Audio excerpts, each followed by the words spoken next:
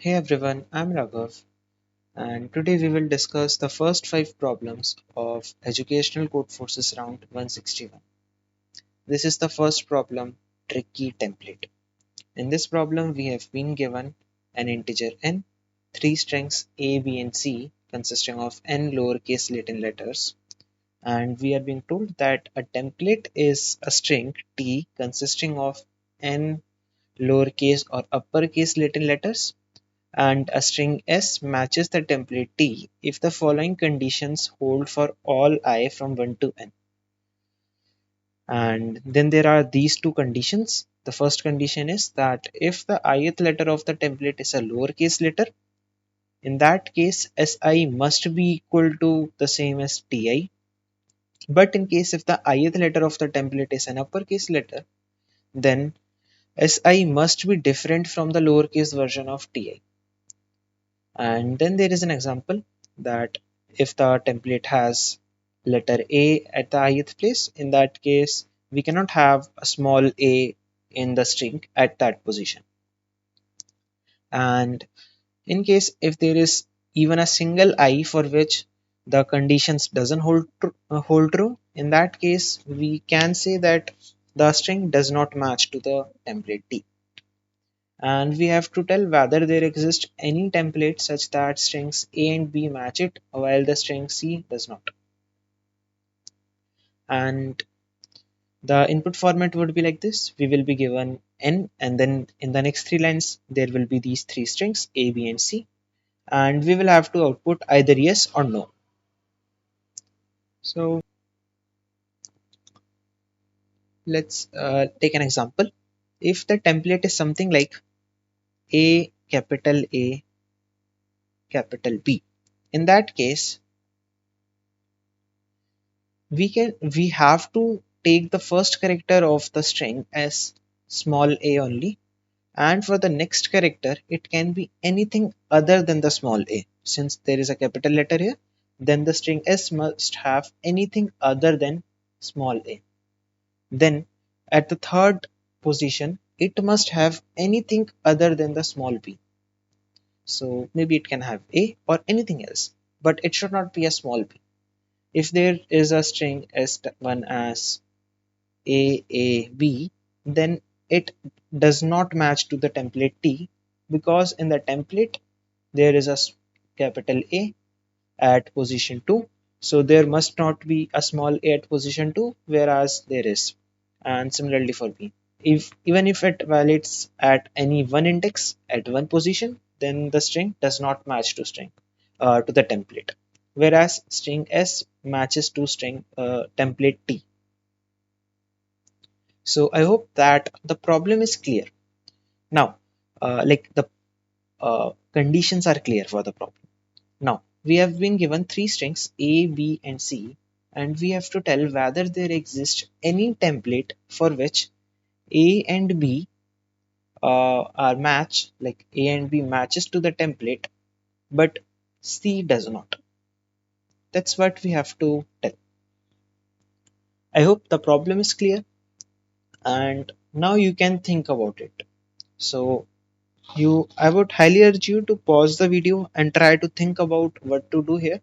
You can take help from the example test cases. The example test cases are generally big hint for the first 2 3 problems. So I hope you tried it out, and let's see how to see the example test cases. Generally it is a very useful thing to look at the example test cases. It generally gives big hints. So the first test case is not really having a lot of stuff, so maybe we can't get much to know from it. The second example test case gives us a hint that if a string is equal to C, if A is equal to C, the answer is coming no here. Like this, from this you can get some hint that if C is equal to one of the strings, then obviously it is not possible that A matches to T but C does not match, since A and C are equal. Right? We got one hint. And this is quite trivial also. And maybe look at this thing. From there, I got the hint that hey, the answer is coming no. And in this case, for the first character of the C string, it matches at least one of the characters of string A or B. Similarly, for string for position 2, it matches to one of the characters of one of the strings. And then for position 3, it again matches. So from there, like if you just look at the test cases, you can already get to the solution from it. We can get the hint here that hey, just imagine that for every I,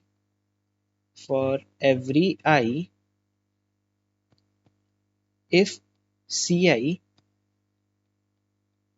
is either equal to Ai or Ci is equal to Bi. Just imagine if one of these conditions hold for all of the I.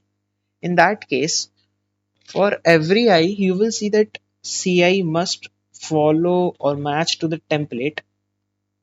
Otherwise, one of these strings A or B will fail, and we want that both of them should match for all the I's. Right. So this is how you could have got the intuition that for every I, if Ci is equal to any one of them, then the answer would definitely be no, because there cannot be any template for which um, Ci does not match and A or B match. And the other part is that if for any index I, for any value of I, Ci is not equal to Ai and Ci is not equal to Bi. Basically, Ci is different from both A and B. In that case, what you could have done is at the ith position in template, you could have just put up capital like capital version of whatever character is present at Ci. For that kind of a template, both of the strings A and B will not violate, but the string C will violate because it will have the same character there. So in that case, there does exist a template. And overall, I would say that this problem was quite straightforward, like quite simple, but a little bit confusing for the A problem since it has this kind of statements. So some beginners can get confused here, but apart from it, the problem is pretty straightforward and pretty simple. So here is my code for the problem. I'm first of all taking up the inputs n, a, b, and c, and here I'm having a variable bool OK equal to false initially.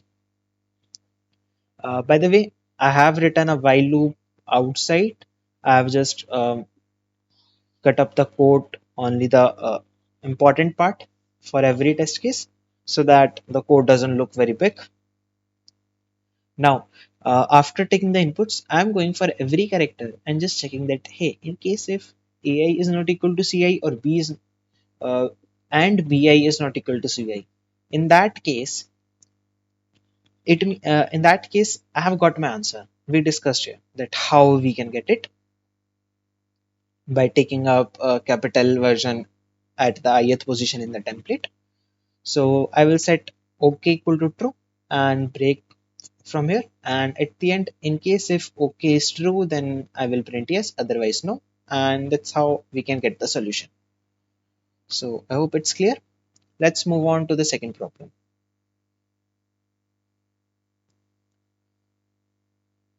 This is the second problem of the contest. In this problem, we have been given n sticks numbered from 1 to n, and the length of ith stick the ith stick is 2 raised to the power ai, where ai is the given like ith element of the given array, and you want to choose exactly 3 sticks out of the given n sticks and form a non-degenerate triangle out of them using the sticks as the sides of the triangle, and the triangle is called non-degenerate if its area is strictly greater than 0. So again, quite straightforward line. They have told that we want to choose exactly 3 of the given n sticks. So out of the n sticks, we want to choose three of them and use those three sticks as the sides of a triangle, and we want to generate a non-degenerate triangle. What is a non-degenerate triangle? Any triangle whose area is greater than 0. This is also something they have mentioned here, strictly greater than 0. And which triangles to have area strictly greater than 0? We studied this in school that if A, B, and C are the sides of the triangle, then sum of any two sides should be greater than the sum of other, the third side. So something like this, not something like this, but exactly like this should hold. These three should hold, right? And there is one more thing to notice. This is something which I don't think generally comes in the B problem, that the length of the ith string is 2 raised to the power ai. So there is an observation from it. Like from this part, and considering that all the sides would be powers of 2 because the lengths of the sticks are powers of 2, you have to see that, let's say if a is greater than b, which might be greater than or equal to c, and all these three numbers are powers of 2. Maybe a is 2 raised to the power 5, b is 2 raised to the power 4, and c is 2 raised to the power 4. So you see that if the largest side is greater than the other two sides, in that case, even in the case where the other two sides are just smaller than the largest side, you see that since all the lengths are in powers of 2, so the largest possible length, which is great less than 2 raised to the power 5, will be just 2 raised to the power 4. So even in that case, the length of two sides would be equal to the length of the greatest side, right? You have to observe this thing. So the thing is, you can actually try to prove it. I'm giving you it as a claim for now. There is a claim that if largest side is greater than other two sides, other two sides, then a triangle cannot be formed. Or to be more particular, a degenerate triangle cannot be, a non-degenerate triangle cannot be formed. Then triangle cannot be formed. I'm not writing it completely. This is the claim, and we do have some proof in front of us that even in this case, it is not possible to create the triangle. The only case where you will have the sum of two sides being greater than being greater than the third side would be in case if the largest two sides are equal and the third side can be either smaller or equal. This is something which can be proved. I'm leaving this part up to you. You can try to think about it. You don't have to find any mathematical proof. You just have to satisfy yourself logically that you feel that this thing is always going to happen. That's the stuff which you have to do. Okay, so let's come back. Let's take one example of A, B, and C like this. 2 raised to the power 5 and 2 raised to the power 5 being B and C being something like 2 raised to the power 2, anything which is less than or equal to 2 raised to the power 5. In that case, the sum of two sides would be greater than the sum of greater than the third side, like this. And this equality will hold for any sides. Even if you pick up 2 raised to the power 5, 2 raised to the power 5 and 2 raised to the power 5 at the same side, it would be greater than 2 raised to the power 2.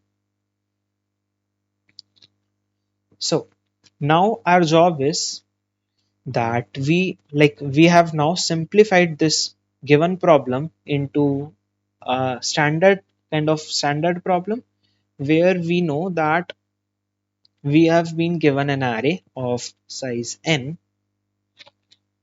where every character would be in the range from 0 to n, and we have to find out the number of triplets. This is something which we have to find out, the number of triplets such that um, if if the triplet is A, B, and C in ascending order, then B is equal to C. That's what we have to find out now. So one thing is clear, that the order in which elements come doesn't matter now.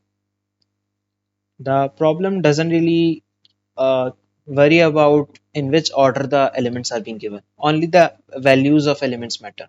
So what do we do when the order of elements doesn't matter? We either sort the array or we hash the array. Basically, hash the just find out the frequency of every element in the array. Something like creating an array f, or maybe let me count it as cnt, in which cnt5 will tell me how many times does 5 come in the array. So creating this kind of an array, uh, and sorting the array. This is something which we generally do. And if you are very new to competitive programming, you might be seeing this for the first time. There is no need to worry about it. Let me take an example for you. So you see that there is an array 3 2 1 3, 3 2 1 3. Here in this case, the number of triplets in which the largest two elements are equal are 2. Either you pick up 3 2 3, or you pick up 3 1 3, these three, right? And yeah, the answer is also 2. And if you try to check out some other way, like picking up 2 and 1 and 3, in that case you will find that 2 raised to the power 2 plus 2 raised to the power 1 is less than 2 raised to the power 3. It is 4 1 and 8. So 4 plus 1 is less than 8, right? So just think that if instead of this array you were being given 3 2 3 1, will the answer be different or same? You will realize that hey, answer is still the same. Earlier the pair was 3 to 3. Now it is still the same. The only the position has changed, but the elements are still the same. So answer would still remain the same. So even if I sort the array 1, 2, 3, 3, the answer would still be the same, because the pair which I was picking earlier, 3 2 3, still does exist here, 2 3 3 as 2 3 3, right? And this 3 1 3 still exists, because we only care about what elements are, not in the order which, not in the order how it comes. And this is the thing which I was saying here, that order doesn't matter, so we can just sort it and we only care about the frequency. Okay, great. So now what can we do? Let's talk about what if the largest side is having a length of L. In that case, how many triangles can you create? Try to think about it. So this is kind of a hint I've given, that if the largest side is equal to L, then how many triangles can you create? For now, I will not be again and again saying the non-degenerate triangles. I will just call it as a simple triangle. So I hope you tried to figure it out. You paused the video, you put up efforts. So the number of ways could have been either the triangle would be isosceles, where the two sides are having length L and the third side is having a length less than L, or there will be a triangle with all three sides having the length L, right? In this kind of a case, where all the three triangles are having a length L, that uh, frequency we were talking about will come handy here. We know that the length L, or basically the element L, has been coming C and T L number of times. We have its frequency being stored inside this variable. Frequency can be found very easily by just iterating over the array once, right? We know that we have this many occurrences and we have to select three of them. Let's say you have an array 1 1 1 1 and you want to uh, create a triangle. So now you have to find out three of like a pair of three elements. So how many pairs of three elements will be there in this array? It would be like this is one of the pairs and this is another pair, or okay, so this is another pair, and I think I skipped one. Like there will be four pairs. I One of the times the pair would look like this, the other time the pair would look like this. We are skipping this element. Then the other time the pair will look like this, and the fourth pair will look like this. So there will be four pairs, right? There will be four triplets of all ones. And if you remember, we studied about this in school that you have something like NCR, which will tell the number of ways of choosing R objects out of N objects. Here we have CNTL number of objects and we want to choose three of them. So either you can apply it like this, or there is some simple method also. For now, I don't want to complicate things, so I'm just talking about this one. Like a more intuitive one is also there, even if you don't know about NC3, something like that. Okay, so let's talk about this. What is CNTL? C3. It is nothing but CNTL minus, sorry, multiplied with CNTL minus 1 multiplied with CNTL minus 2 all upon 6. And if you see about it, what is this? You had L occurrences of the, sorry, CNTL occurrences of L, right? You first of all picked up one of them. So you got one of the occurrences. Then out of the remaining CNTL minus 1 occurrences, you picked up another one. Then out of the remaining CNTL minus 2 occurrences, you picked another one. And you will have every pair coming up 6 number of times. So we divide it by 6. This is how the formula works. Like explanation was not really required. I just explained it for a little more clarity in case if somebody didn't know about it. There is no need to worry about it in case you didn't understand it. Okay, so we got it that there will be this many equilateral triangles with side L.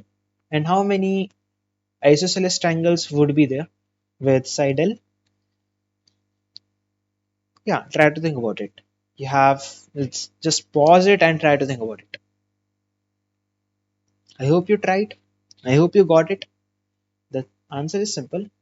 You have CNT L number of occurrences of the largest number, out of which you can find out two of them, because you have to select two of those sticks to come up here, you know, being used as the sticks for the triangle, and then multiplied with the uh, the frequency of the elements having length less than L, which is something like this part is nothing but CNT 0 plus CNT 1 plus and so on till CNT L minus 1.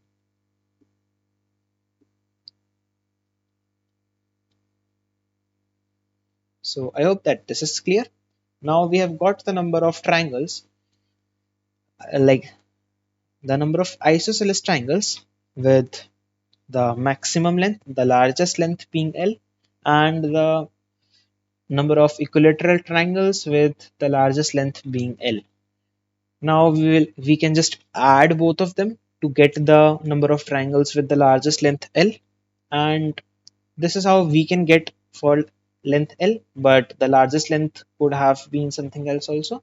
So we can just, since we have to find out all the triangles, we can just loop over it. So we can just have something like for loop for int L equal to 0, starting from 0 till n, and just adding it up. So I hope you got it. Like, this is how we can solve the B problem. Here is the solution. Here is my code. First of all, I took the input. Well, let me use a different pen. Yeah. First of all, I took the inputs, and while taking the array as input, I calculated its frequency also, stored it inside the vector with name cnt. Then I had two variables. One of them is answer, in which I will store the answer, and the other variable is smaller. It will keep track of the frequencies, the total frequency of all the elements which are smaller than the current length we are talking about, like um, this part. We will store this part inside a variable smaller with name smaller. It's up to you. If you want, you can create a prefix sum array also. There is no problem in that. It would still, like, it would also have a similar time complexity and space complexity also. So here we are having, this is nothing but nc3, if you notice, or to be more precise, cnti c3. Instead of l, I'm having the variable I here used here in the code. And if you notice, this is nothing but cnti cnti and 2, picking up two sticks from cnti sticks, and then multiplied it with smaller, because for every combination of the two sticks I picked up for the triangle of length L, I can have any one of these sticks, right? Any one of these sticks. I can create that many triangles. And yep, at the end, we just print the answer, and that's it. The problem is done. Okay, so let's move on to the next problem. Let's move on to problem C.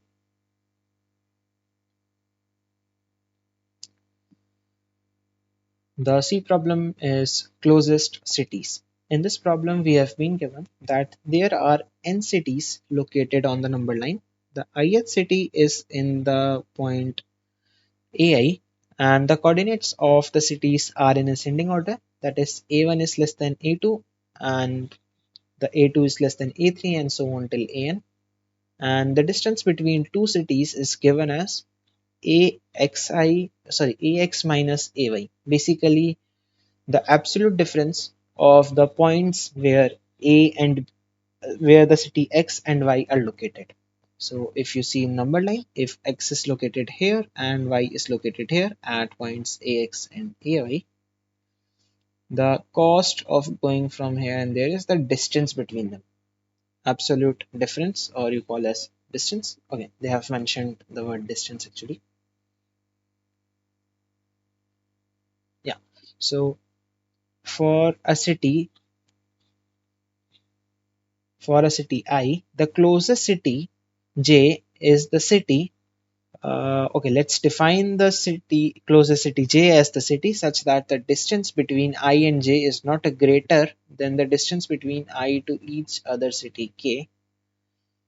And they have given an example. I will take an example here. Yeah, I will take this example. So if the given locations of the strings cities is 0, 8, 12, 15, and 20. If these are the 5 cities we have, then see, for the first city, there is only one city. Like, this is the city which is closest on the right, and all the other cities are actually far away, right? So we will say that for this city, this is the closest one. Let's see for the next city. For this city, the closest city is this one, because it is at the distance of 4. The city on the left is at a distance of 8, so this one is closer, and all the other cities are also far away from it. So for the second city, the third city is the closest to it. For third city, the left city is at a distance of 4 and the right city is at a distance of 3. So it is clear that the third city has fourth city as its closest. For fourth city, the city on the right is having a distance of 5 and the city on left is having a distance of 3. So you can try to guess that, yeah, city 3 is the closest one. And for the last city, city 4 is the closest one, right? So this is how you can see for every city which one is the closest one. They have just told about this in words, and they have given one more example, something like 1, 2, 3. Here in this case, it's obvious that for, like, you can see for city 1 and city 3, city 2 is the closest one. But for city 2, the distance on the left is 1 and the distance on the right is also 1. So which one should it consider as the closest one? It would not consider any one of these to be the closest one. That's it. In the problem, it has been mentioned. I think it has been mentioned that it would not consider anyone as the smallest. Yeah, the cities are located in such a way that for every city, the closest city is unique. For example, if it is impossible for the cities to be situated in points 1 to 3. Okay, so seems like in the problem, the cities would be given in such a way that for every city, there would always be one closest city. Yeah, they have given this here. Okay, and they have mentioned that you can travel between cities. Suppose you are currently at a city X and you want to go to some city Y. Then for going to city Y, you have to pay absolute of AX minus AY number of coins. That is the distance between city X and Y. If you remember, this is the distance between city X and Y. Or you can travel from that city to the closest city while paying only one coin. So if you want to go from city 1 to city 3, you will have to pay 12 coins because the absolute difference is 12. But if you go in this way, go one step and then one step. In that case, you will have only 2 coins of cost. The cost will be only 2 coins because this is the closest one and again the closest one. So we have already got one intuition from here. If you notice, there is already one observation. Let me write it down. Going large distance or long distance is not good.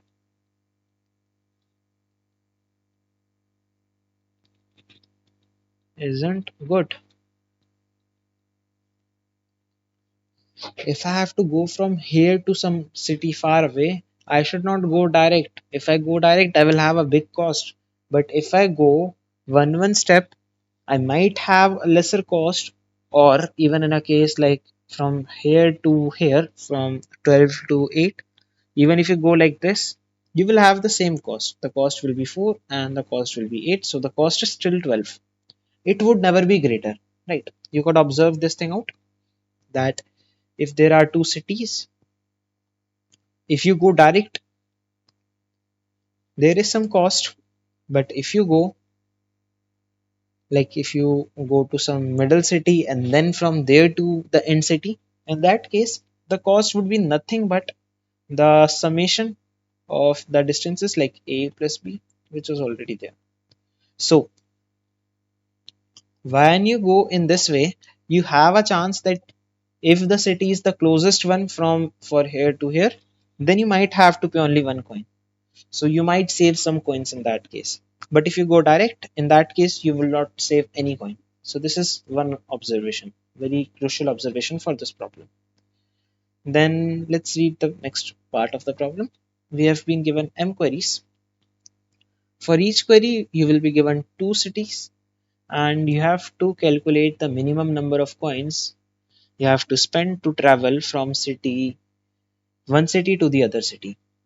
So you will be given some queries as we discussed that if you have to go from city 3 to city 1, something like this, you will be given queries.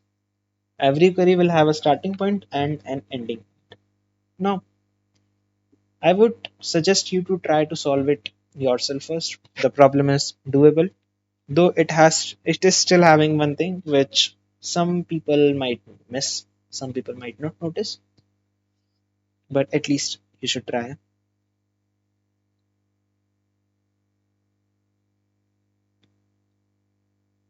Okay, so I think you would have tried. Let's say you have cities like these, and you have to go from this city to this city. Would you? There is another observation here, like quite, it looks quite obvious, but still I would like to mention this. If you have to go right, you will only go right. You will not go left and then come back, because if you go and then come back, you will spend some coins for no reason with no benefit. Similarly, if this is your destination, you will never go far away and then come back, because you are just spending or wasting money here.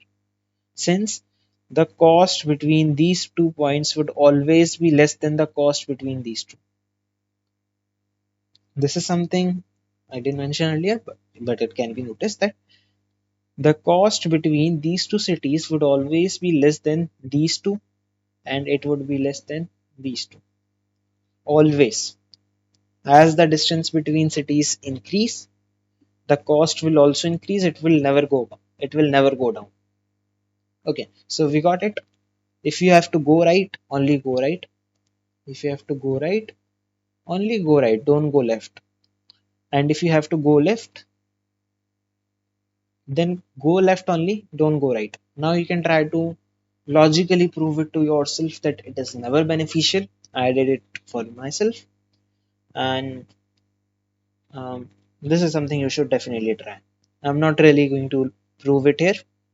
This is just some logical stuff I said here about it, that going on the other side is just wasting points, right?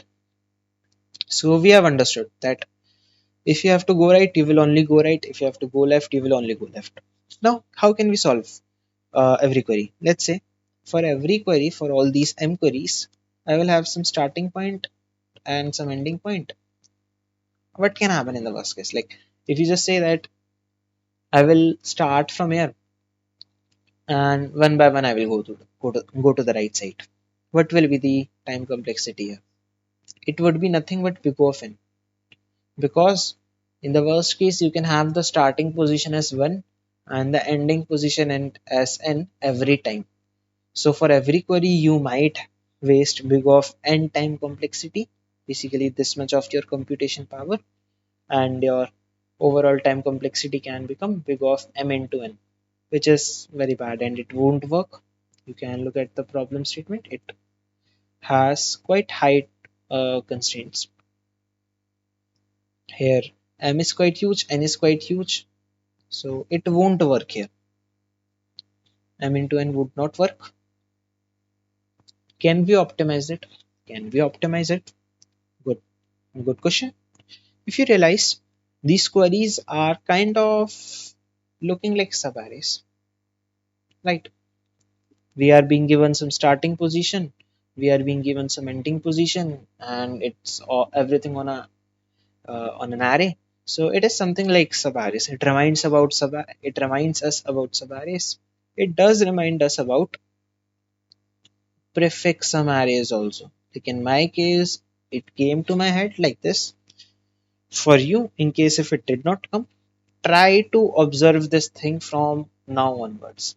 If you get a query like this one, where you are having some starting point, ending point, try to relate it to subarrays.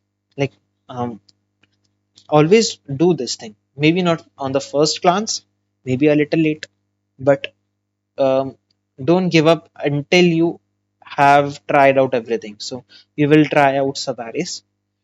When you think about subarrays, you will realize that hey, it is something like you will think about prefix sum arrays. You will see that hey, for every query, if it is possible, if I could just store the cost of going from city 1 to city E, and from city 1 to city S, and from it, from these two things, if I can find out the cost from city S to city E. Let me repeat it once again. We saw that every query was having some starting point, some ending point, everything is working on an array. You know, the we have been given, if you see at the start, we were being given an array out at which we are having some queries. So it is natural that it reminds us about some arrays, that at least we try to think about it. And once you try to think about sub arrays, if you have done enough practice, especially at prefix sum arrays, it would actually just come up to your head by intuition that, hey, what if I create a prefix sum array, like not some, but some sort of expression in a prefix array. So it's something like, if you store, since we wanted to find out the cost from S to E, so you would try to think that, hey, if I could store the cost from 1 to E, the first city till the city E, and from city 1 to city S, then can I find out the cost of the cost of going from city S to city E using these two things? And let's see if the answer is true or not. So the cities are something like this. Let's say this is the starting city, this is the ending city, this is the city number 1. The cost of going from city 1 would be nothing but it will include this path, the path which goes through S.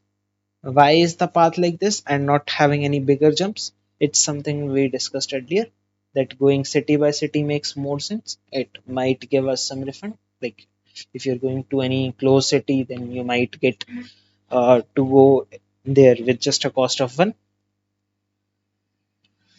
We just want to find out this path.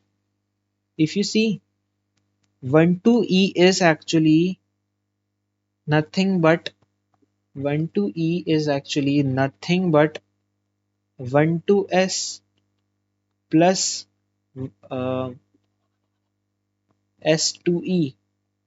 We are interested in this part. We know about this. We know about this. Like we can just pre-compute this thing. So you can easily find the cost from S to E. Now I have given some sort of a little bit mathematical or logical proof that prefix sum array will work, but during the contest you won't even go like this. You would just get the intuition and you would start coding. Simple. Like you won't even spend this much time at proving that it will work.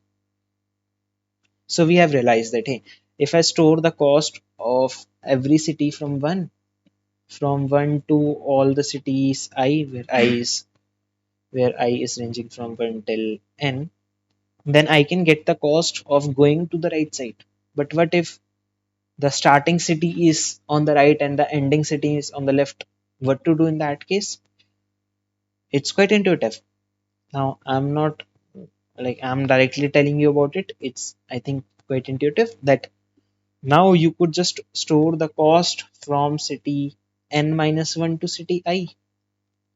So if you have to go from city S to the left to city E, the ending city, you would have, if you have stored, if you have pre-computed the cost from city n minus 1, you can just use this part, this thing,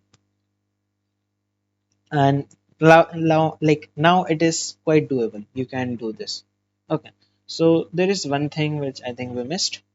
Why are we not able to do, like if we have to go from right to left, why are we not able to calculate it with the prefix array, this array which we were talking about, which stores cost from 1 to every city? Why it might fail? So the reason is, if you have something like a city 1, like if you have 3 cities such as 147 located at 1 4 and 7, the cost from 1 to 4 would be only 1, because 4 is the closest city for 1. But the cost for from 4 to 1 would be 3. So the cost between two cities can be different while going. from right to left or from left to right. So that is the reason a prefix sum array only one direction in only one direction will not work. You will have to create a prefix sum for left to right and a suffix for right to left. And sorry for using the sum word multiple times.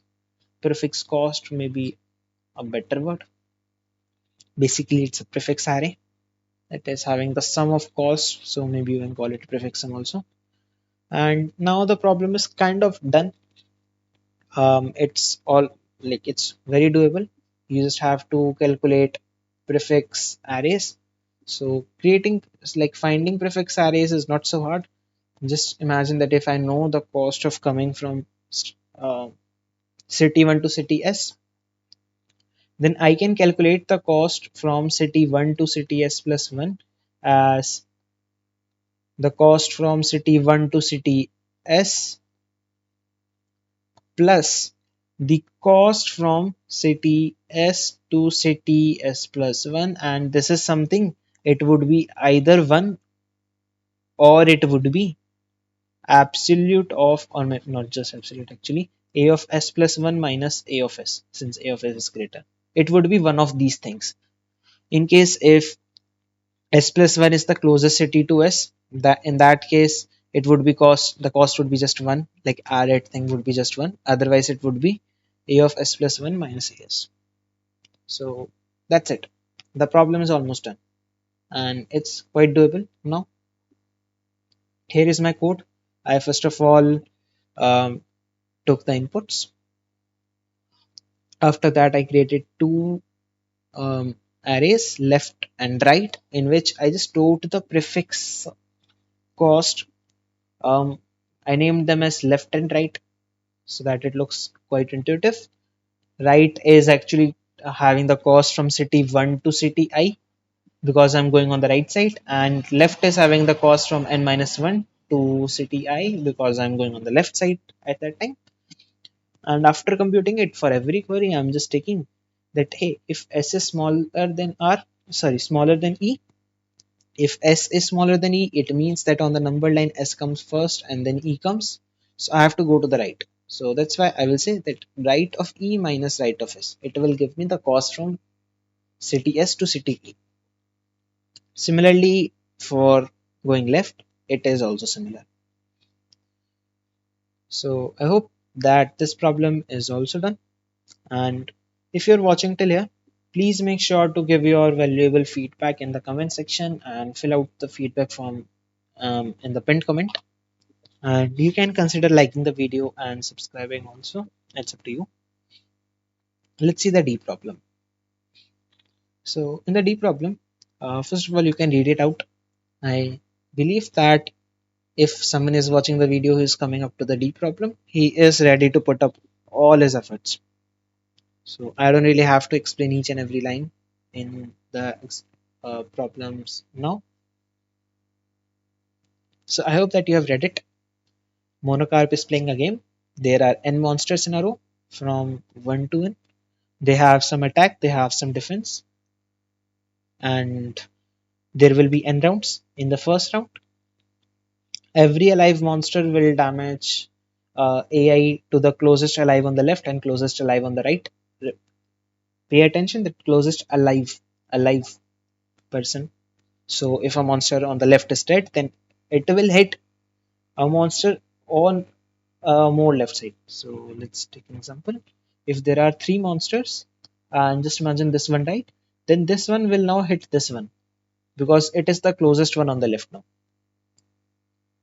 And then once everyone has hit on the left and right, after that, every alive monster which received DJ damage, more than DJ damage during the round dies. That is, the jth monster dies if and only if its defense value is strictly less than the total damage it received during this round. And we have to calculate for every round the number of monsters that will die during the round. So that's the problem. The problem is quite straightforward, and the solution is even more straightforward. Honestly speaking, this is just the brute force thing almost. Like a very little tricky thing. So see, let's just think about the brute force thing. Because whenever you see the problem, at first at least you try to think that what will happen in brute force, what's the problem. So in this problem, in every round there will be n rounds. In every round, all the monsters which are alive will hit their neighbors, and their neighbors will hit them, and the ones which received a lot of damage will die. But if they don't die, everything will come back, right? um, Basically, what happened in the previous round doesn't matter if you're alive. If your defense was 10 and you received a damage of 9, it doesn't matter now. Now it doesn't matter you received any damage or not. है ना? Because in the previous round, whoever died has died now, but whoever did not die is still alive, and it doesn't matter what happened in the last round. This is something not explicitly being mentioned in the problem, but they have paid they have paid attention at this part that during this round they have bolded this thing so that we notice this. Okay, so this is good. For the first round, it's obvious what we are going to do. For the first round, we will go on to every monster and just do whatever the problem asked us to do. Every monster will give damage to its neighbors, and um, a monster will die if its neighbors gave it a lot of damage. So what we can do is for every monster we can just check out that how much damage it received from its neighbors. If the damage it received from its neighbor is greater than if the damage is greater than its defense, let's say we are talking about the monster X, then if it is greater than dx, the monster will die. What will happen when a monster die? What will happen when a monster die? We like right now, if you see, we have not gone anything, we have not done anything out of the box. We are just doing what the problem asked us to do. This is the simplest thing you will obviously do when you see that you have to do something for n rounds. Obviously for the first round you are not having anything to do right now, and we are not even thinking about any optimizations right now. What will happen when a monster die? Now the monster on the right of the left monster will be this one, and for this the monster on the right, the closest monster on the left will be this one. So when this monster dies, what you have to do, you have to link up these two monsters together somehow you have to do it. Either you use some data structure or something. There are some multiple ways. Okay, fine. So now what? Let's see. We have killed this one. Just imagine that this is the only monster which died. Now for the second round, we are having some more monsters alive. Now what should I do? I have to again check for all the monsters. Now just imagine that this monster could not survive. This monster could not take up all that damage, and this monster died. In the third round, you will have something like this. Just imagine this monster died. Right now, we are just doing some complexity analysis. So you see that there can be in the worst case there will be only one monster dying in every round. One monster in every round.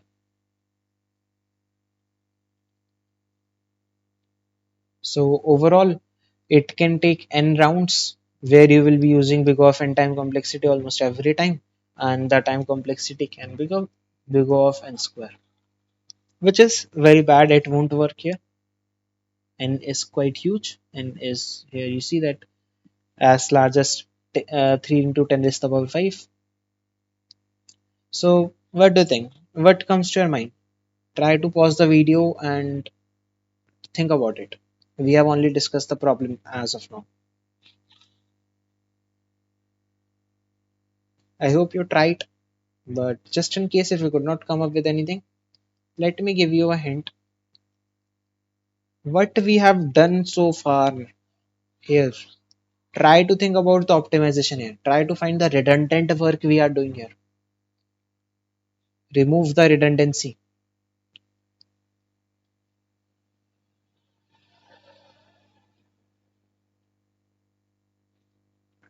Okay, so please pause the video and again try.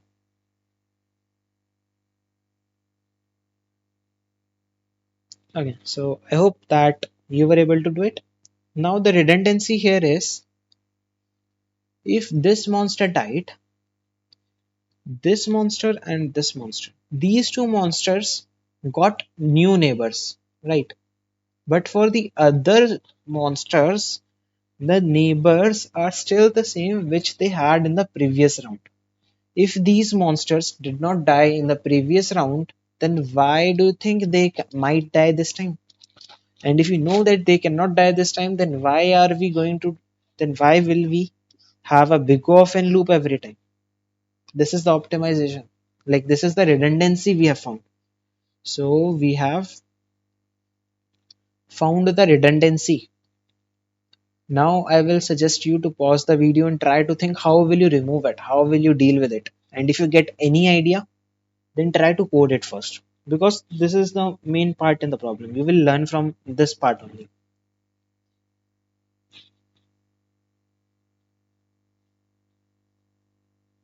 I hope you tried this thing. You try to remove it. So there are a lot of ways in which you can do this. One of them is, you can just keep track of the monsters which died in the battle. Every time you can just keep track of the monsters which died in the battle, and once a monster die, you can just set that, hey, for these monsters, these are the new neighbors. Or even if you don't want to do this, you can even maintain all the alive monsters inside a set. For my implementation, I don't really have this thing, but it can be done. It will be quite handy. Or you can create two arrays, L and R. L Li will tell the monster on the left, the alive closest alive monster on the left, and Ri will tell you the closest alive monster on the right. You can do this thing also. So what we will do is, every time we will just maintain which monsters died, and whichever monster died, its neighbors would have got new neighbors now. Since this monster died, it was a neighbor of this monster and this monster, so these two got new neighbors. One of them might die next time, but the other monsters which doesn't get a new neighbor and survive the last round will still survive. So we don't really have to check anything for them. So that's what we have to do. This problem is quite like, the tricky part was this. It was having only this as the tricky part. The implementation is not very simple. If you um, or maybe it's quite simple if you generally do the D problem. Generally, D problem can have harder implementations. Okay, so let's look at the implementation here. Uh, we can first of all take up all the inputs. We can create an array which will tell us about the left and the right monster on the left, and the monster on the right. We can create an array which will keep like tell us the monsters for which we have to check now. It will not have all the alive monsters. For now, we are talking about the monsters for which we have to check. At the beginning, it should have all the monsters. So you can either run up a for loop, or you can use the iota function to just set up this. So initially, after this line, monsters array will look like this: 0, 1, 2, 3, 4, and so on. Since we have to check out for all the monsters, this is a loop for n rounds, and set of integers which will keep track of the monsters which died. Now we are going on for all the monsters for which we had to check. For every monster, we are just finding out the damage it received from its neighbors. If the damage is greater than the damage it could survive with, then it like it would be added to the die list.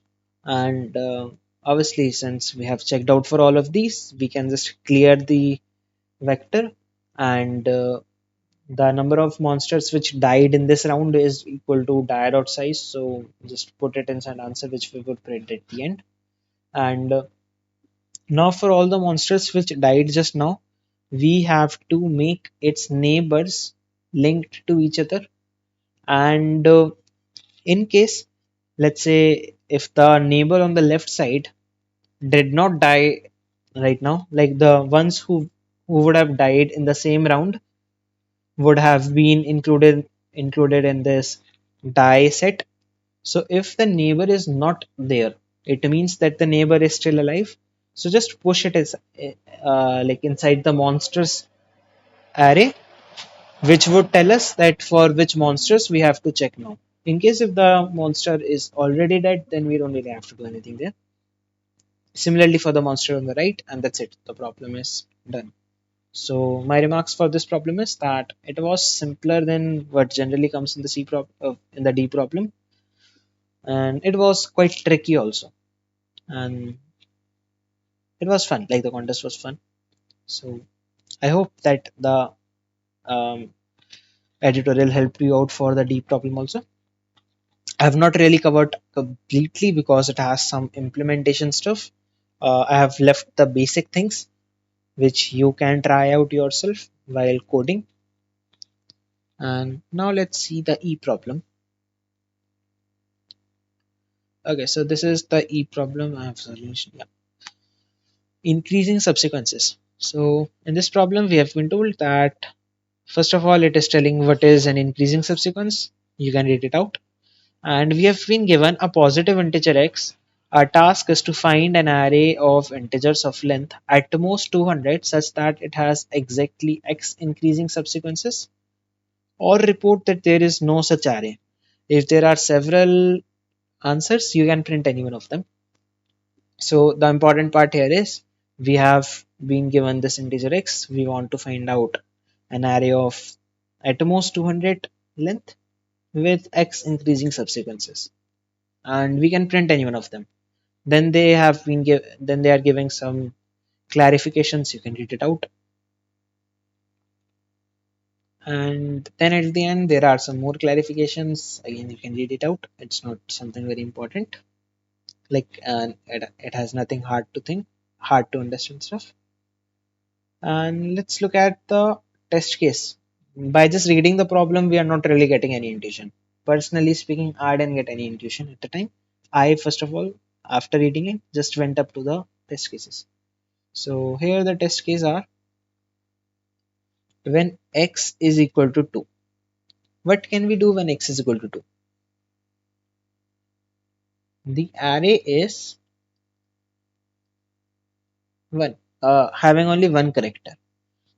Can you see what are the two increasing subsequences here? Yep, there are two increasing subsequences. One of them is the empty subsequence, and the other subsequence, basically, one of the subsequences empty, and the other one is having a 0. These are the two increasing subsequences. So they have counted the empty subsequence also as also an increasing subsequence. Good, that's good enough. Now let's see for the second test case. For from the first one, we didn't really get a lot of intuition. We just realized that empty subsequence is also considered as an increasing subsequence. So if we create an array of size n, then there will be at least n plus one increasing subsequences, because n subsequences with one element and one in a non-empty empty subsequence. So n plus one subsequences like this, and then let's look at the second test case where x is equal to 5. The answer they have given is 0, 1, 0.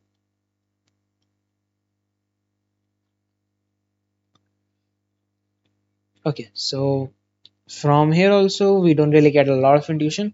we just see that these two, um, I think that there is no big intuition here. There's just normal thing. You can just see one thing here, I guess, that when an element came, since it did not have any smaller element in it, there was only one in, like, the increase in the number of subsequences was only one, since there is no smaller element in this. And the subs the increasing subsequences here can be the empty one, having 0, having 1, having 0 1, having the last 0, or that's it. These are the 5 subsequences.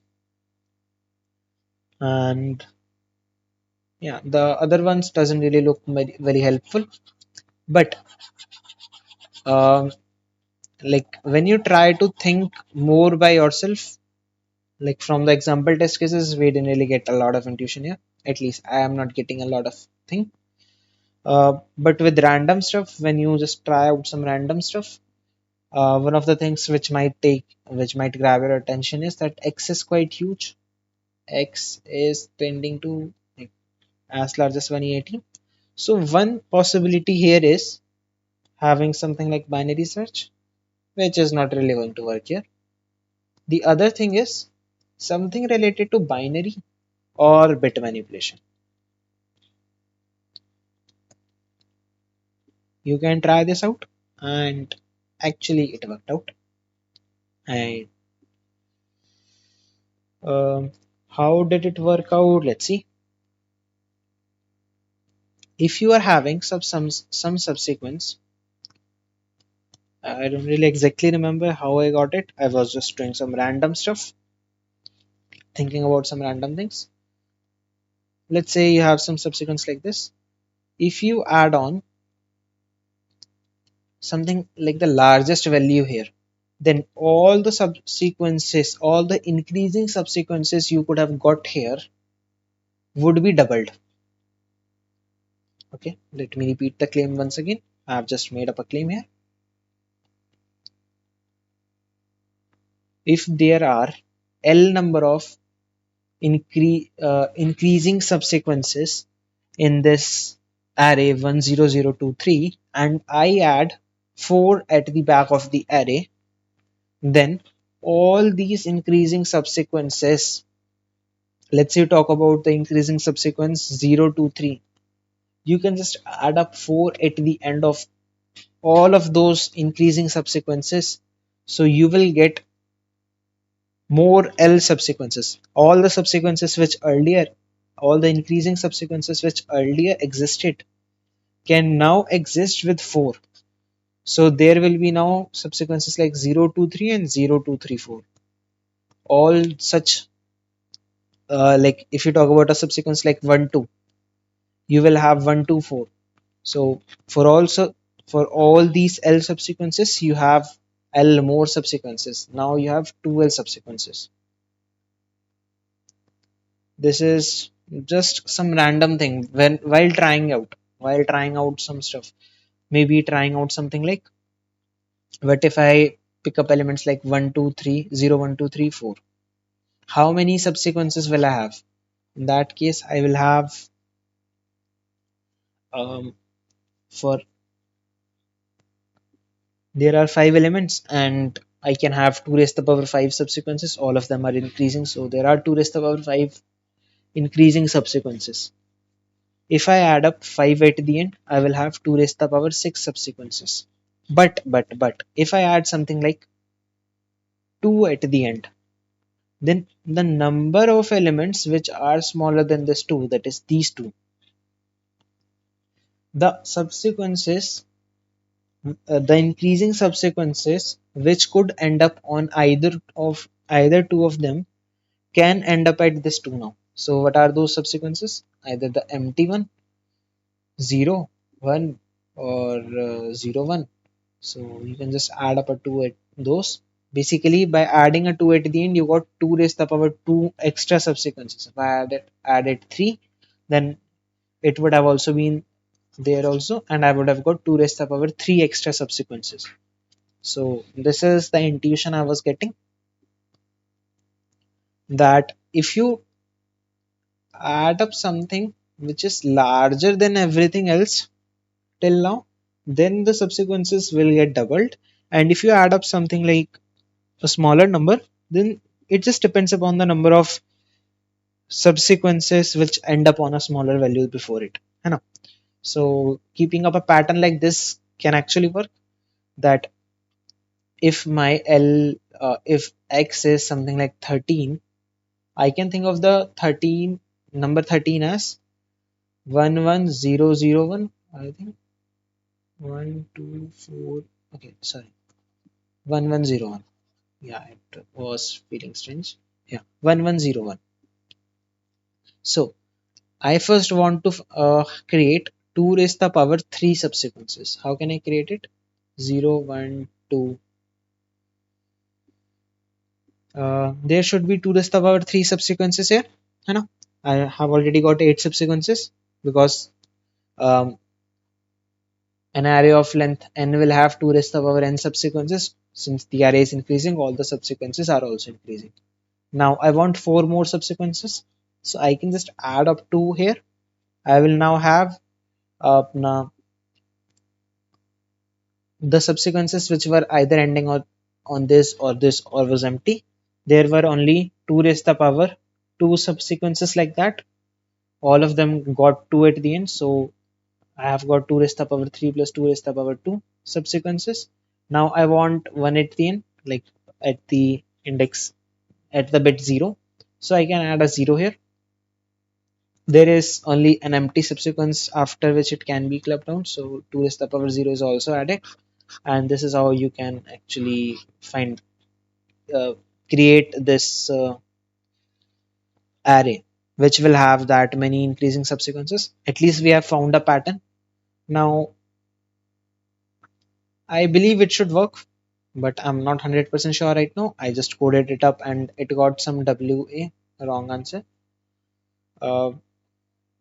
uh, by this time I got some other intuition also, that as I was if I was putting up the largest element, if I was having something like this, like right now I'm telling about a new approach. Now for the same problem, this was the approach number 1, this is the approach number 2. That if I have something like, let me write this down.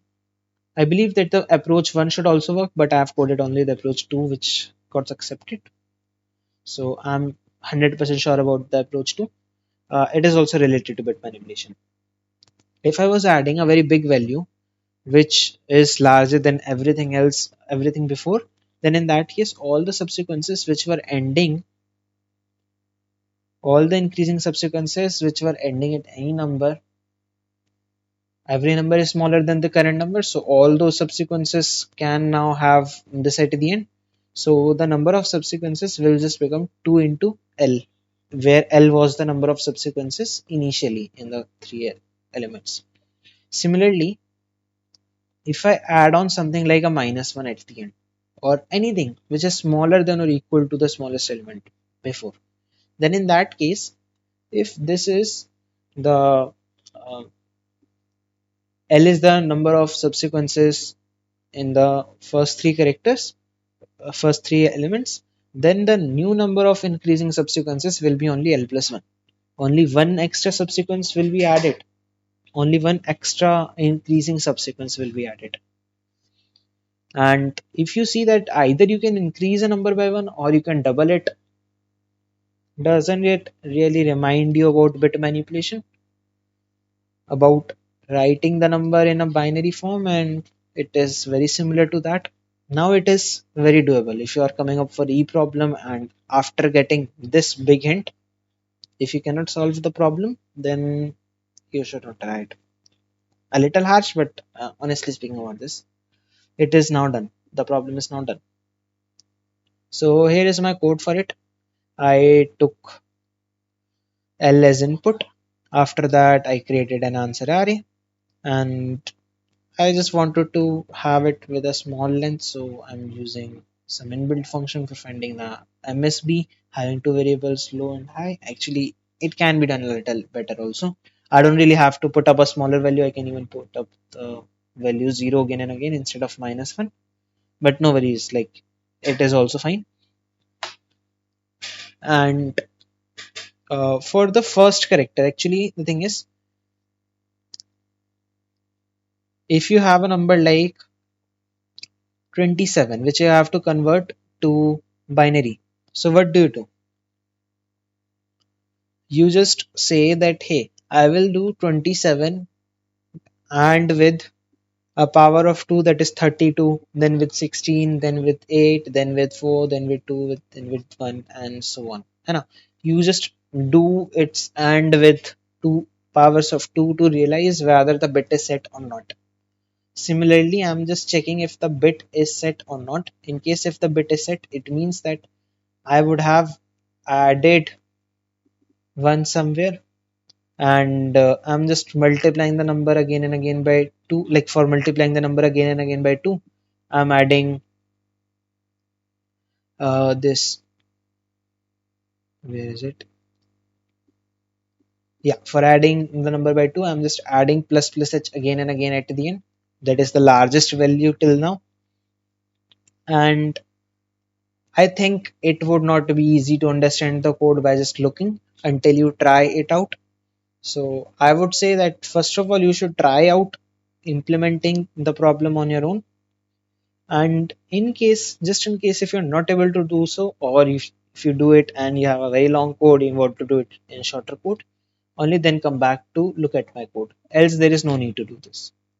It is just some simple thing which looks complicated because I have written it quite quite compact thing, and it would be hard to just listen that why am I starting from MSP -1 and why am I having a 0 there initially. If I try to explain this, it will just take up a lot of time and it will just become complicated. The better thing is, try to code it yourself. Try to code it yourself. And once you try this out, after that, these things will make up a lot more sense.